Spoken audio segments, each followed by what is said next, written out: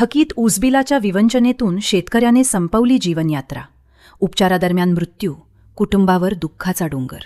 सोलापूर जिल्ह्यातील कासेगाव परिसरातून एक अत्यंत धक्कादायक आणि हृदयद्रावक घटना समोर आली आहे.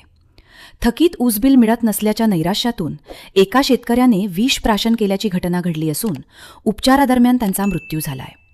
या घटनेमुळे शेतकरी वर्गात संतापाची लाट उसळली असून दोषींवर कारवाईची मागणी जोर धरत आहे. मुस्ती येथील शेतकरी रामचंद्र आप्पाशा कळके यांनी आपल्या 1 एकर क्षेत्रातील सुमारे 50 टन ऊस धोत्री येथील गोकुळ शुगर कारखान्यास गाळपासाठी दिला होता. या ऊसाचे सुमारे 1,40,000 रुपये बिल मिळणे अपेक्षित होते.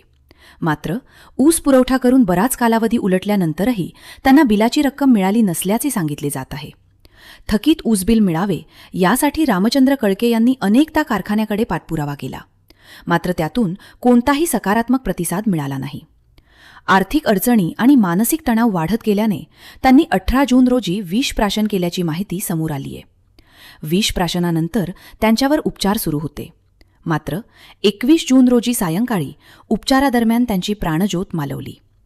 या घटनेमुळे परिसरात हळहळ व्यक्त होत असून शेतकरी संघटना आणि ग्रामस्थांनी तीव्र नाराजी व्यक्त केली आहे. शेतकऱ्यांना त्यांच्या कष्टाचे पैसे वेळेत मिळाले पाहिजेत. या घटनेची सखोल चौकशी करून जबाबदारांवर कठोर कारवाई करावी अशी मागणी ग्रामस्थ आणि शेतकरी संघटनांकडून करण्यात येत आहे. ऊसाचे बिल निर्धारित कालावधीत अदा करण्याबाबत कायदेशीर तरतुदी असतानाही अनेक शेतकऱ्यांना वेळेवर पैसे मिळत नसल्याची तक्रार वारंवार समोर येत आहे. त्यामुळे या घटनेची निष्पक्ष चौकशी करून मृत शेतकऱ्याच्या कुटुंबाला न्याय मिळवून द्यावा अशी मागणी होत आहे. रामचंद्र कळके यांच्या पश्चात पत्नी, मुले आणि मुली असा परिवार आहे. कुटुंबातील कर्त्या व्यक्तीच्या निधनामुळे त्यांच्या कुटुंबावर दुःखाचा डोंगर कोसळला आहे.